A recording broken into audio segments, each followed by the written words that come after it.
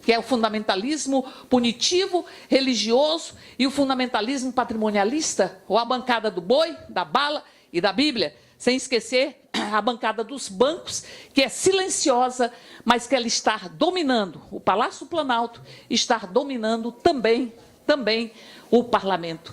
Então nós temos uma lógica de espetacularização da violência para que as pessoas tenham medo, para que haja uma cultura do medo. E a cultura do medo, ela leva a que se busque as soluções de força. Por isso nós tivemos aqui em Fortaleza um candidato representante do fundamentalismo punitivo disputando as eleições em segundo turno.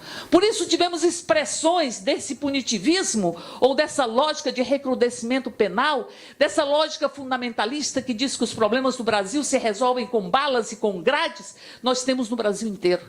E temos um representante que está estabelecendo essa lógica e capitaneando esse processo e que vai disputar as eleições em 2018 para poder estar no pódio ou tentando estar no pódio da disputa presidencial.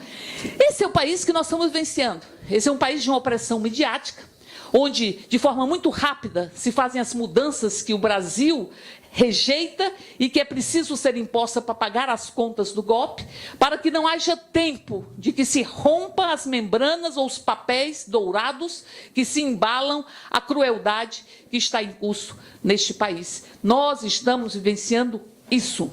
É um processo de golpe que tem um coração pulsante. A PEC 55, a reforma da Previdência e a reforma trabalhista fazem parte do coração pulsante do golpe. São o que eu diria o AI-5 do golpe. O golpe 64, ele teve um recrudescimento com o AI-5. O AI-5 do golpe é a PEC 55. A PEC 55 que limita os gastos públicos de despesas primárias por 20 anos. Nenhum país do mundo fez isso. Nenhum país do mundo. Você vai, de imediato, eliminar todas as despesas discricionárias do Estado. Aquelas que o Estado pode fazer ou não pode fazer. Mas 88% das despesas primárias são despesas obrigatórias. Portanto, a PEC 55 chama a reforma da Previdência, chama a eliminação da Previdência Social, chama. E por isso eles constroem um déficit, e constroem um déficit que é fictício. Porque se eu considerar a Seguridade Social, e dela fazem parte a Previdência, a Assistência e a Saúde, nós temos um superávit no mundo inteiro. No mundo inteiro. Pegue os países que eles dizem que são mais desenvolvidos, os 15 maiores países mais ricos do mundo.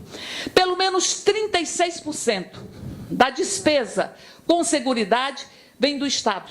Vem do Estado. Por que a Previdência não tem que ter a participação do Estado? Por que eles dizem que a Previdência tem que ter apenas a contribuição patronal e a contribuição do trabalhador? A contribuição do trabalhador representa 18%, analisando esses países. Representa 36% a contribuição do Estado. Um país como a Dinamarca, 76% da Seguridade é bancada pelo Estado. Isso está na nossa Constituição. A nossa Constituição fala em contribuição tripartite. Nós temos pelo menos 5 ou 6 impostos que são para a Seguridade Social e que não são considerados como receitas no cálculo da Previdência. Se constrói, portanto, um déficit na Previdência que não corresponde aos fatos, porque a Seguridade Social é superavitária. E nós não vamos considerar aqui a desvinculação das receitas da União, que levam dinheiro que seria da Previdência para outras despesas. Na década de 70 e 80, foi mais de $1 trilhão que foi desviado da Seguridade para a construção de obras. Nós estamos num país em que, em determinado momento na ditadura militar, os nossos salários de servidores, funcionários da Caixa, foram pagos com recursos do FGTS. É um colchão de liquidez que é utilizado para outras finalidades que não sejam a Seguridade Social. Então nós começamos dizendo, espera lá, moço, de que déficit você está falando? O déficit que você está falando é da contribuição do Estado através de impostos que está sendo negada para o cálculo da Previdência. E ainda que houvesse déficit, como é que eu vou trabalhar com o déficit. É verdade que quanto mais eu empodero a renda, mais eu fortaleço a Previdência. Quanto mais eu levo para a formalidade as relações de trabalho, e nós temos 37% de trabalhadores que não têm qualquer tipo de proteção. Qualquer tipo de proteção. Se nós olharmos os catadores de material reciclável, de cada 10, apenas 2 têm algum tipo de proteção social, não tem previdência. Mas se eu levo para a formalidade, eu empodero a Previdência.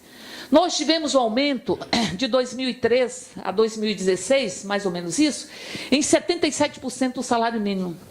O que aconteceu com isso? Aumentou, seguramente aumentou as despesas da Previdência, mas aumentou mais a receita. Aumentou mais a receita. Aumentou em por volta de 46 bilhões o que seria a despesa e 52 a receita. Aumentou mais a receita. Então, eu posso trabalhar com o empoderamento do sistema, formalizando as relações. Com o aumento da própria renda, eu trabalho com o empoderamento do sistema.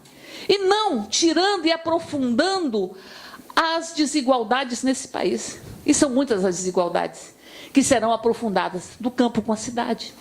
Do campo com a cidade. As desigualdades regionais. 57% dos municípios brasileiros, a população tem uma expectativa de vida menor do que 65 anos. Não se aposentará. Não se aposentará.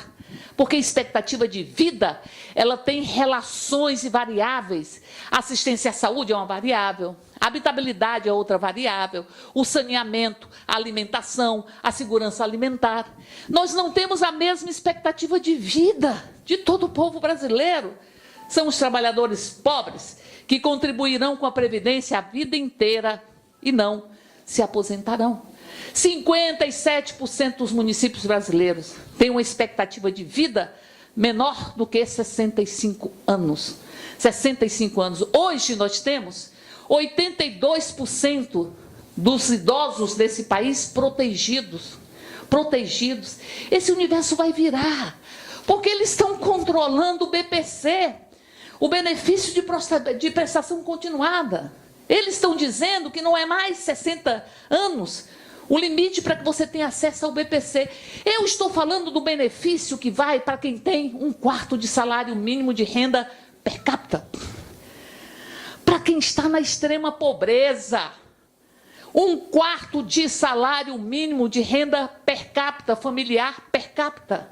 É esse público que se beneficia com a prestação de benefício continuado, se for idoso ou se for uma pessoa com deficiência.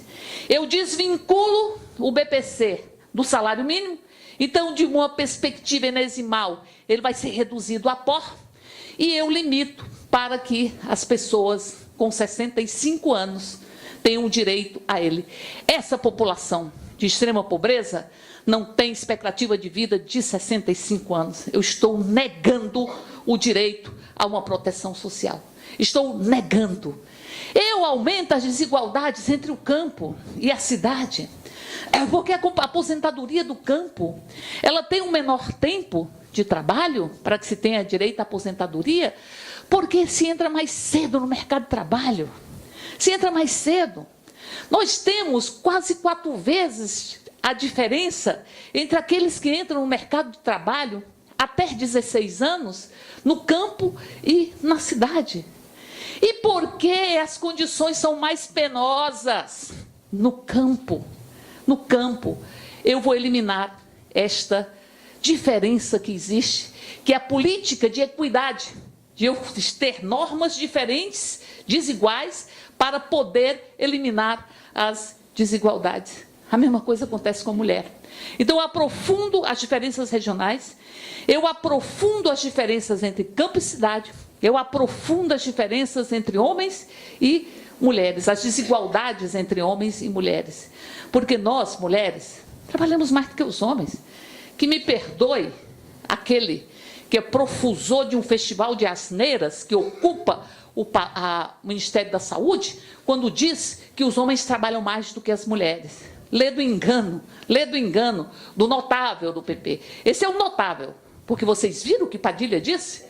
Que era preciso e queria fazer um governo de notáveis, mas que tinha que estabelecer as capitanias hereditárias pós-modernas, onde vou dando as doações, os cargos, vou loteando o Estado para ter uma maioria. E o notável que surgiu do PP é esse que diz, dentre outras coisas, que os homens trabalham mais do que as mulheres. Se você considerar qualquer tipo de condições para se atingir a aposentadoria,